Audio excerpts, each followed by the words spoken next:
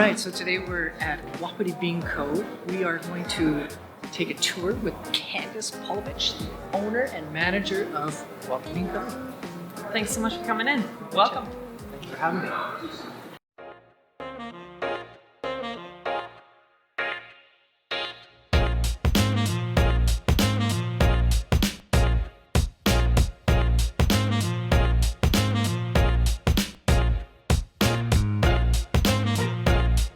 This is where the magic happens, where all the beans are roasted. The green beans are placed in the hopper and then they are put through a roasting process, which is like a natural gas drum roaster.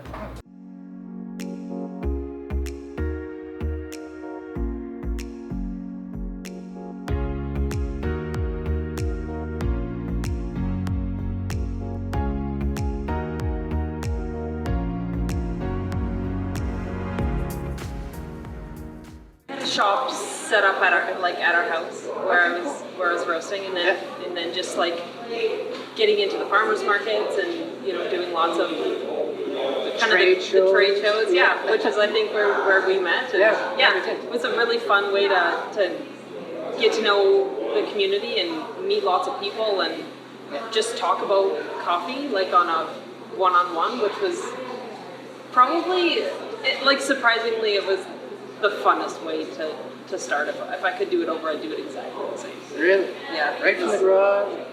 Right, it was good. So starting in the garage, taking it back there, because you are here, this is amazing. This is so nice. So garage times. What started that? My kids were like getting into school, and so I thought that I was gonna have lots of free time, but I don't know if that was true or not. So I was like, I'm gonna like start something, and I come from quite a long line of self-employed business people in my family. Okay. So I was like, I'm gonna do something with my time, and I was actually headed in a different direction, and a friend of mine was like, Candice, you should just do something that, like, you're very creative, you should just like follow something that's like along those creative lines and like pursue that. And right away when she said that, I was like, I like coffee. I could do something with that. So I started like searching into roasters, and I actually have an acquaintance that works alongside a roaster down in southern BC. So I had kind of seen a glimpse as to what that could look like, but never thinking that I would do it for myself. And so when my husband came home that evening from work, I was like, I think I'm gonna buy a coffee roaster. And he's like, where did that come from? So he's like, He was probably like, Candice, we know you like coffee. Yeah, do we need a whole garage full of beans? That's awesome. Yes, we do. Yeah. When I found the roaster that I wanted to buy, that was a pretty big jump. Yeah. But after that, it was just like slowly, like learning how to do it, getting connected with other coffee roasters, going to, training courses and learning, what it was all about. Yeah, and then just... It was like 100% buy-in at that point. Because you were like... You're just driven every day.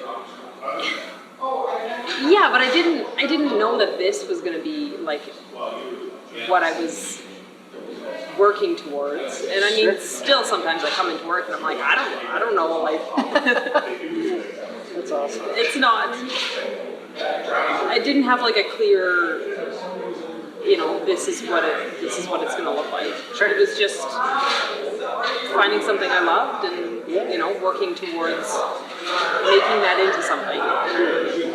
That's awesome. Yeah, it was really cool to see and to be able to tweak things as far as like what I can offer, because you're constantly in a conversation with with what people want, and you get feedback, and hopefully you build a relationship where you can deliver to the best of your ability what people are asking for. So now that you've built this business to this point, with maybe not a clear roadmap to where you are right now, But today, what would you find is your biggest challenge with operating out of this facility? I think coming out of like the weird COVID times, Yeah. I think the biggest thing that we're and probably true for everyone, we're probably like just struggling to like get on top of like inflation and and figuring out how to manage that. Yeah. I don't like that part. As the little things again, eh?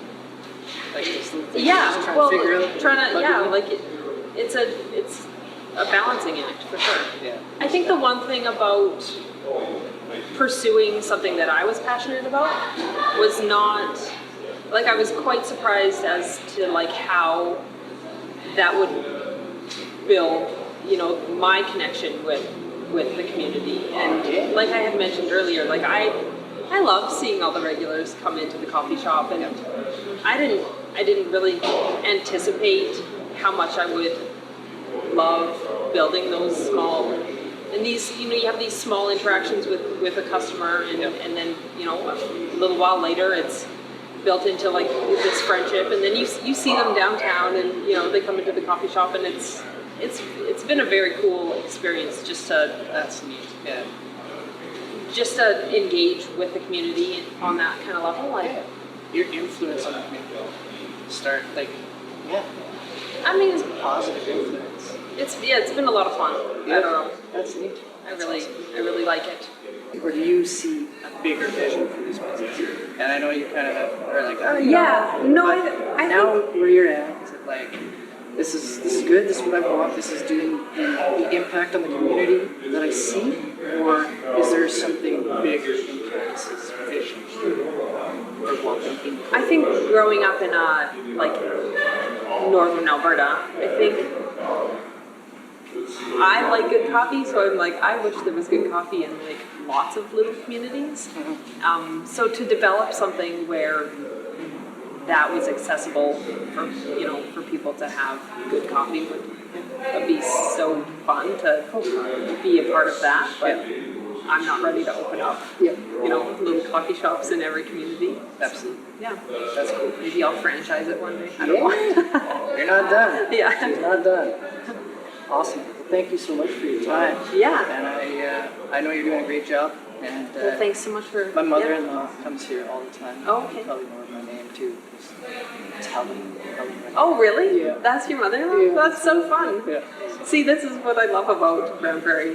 It's really quite a small community, and I feel like there's so many people that once you chat with them, everyone kind of knows some sort of connection. I really love that. Yeah, Helen. Always. She's so sweet. Yeah, she's the best. Cool.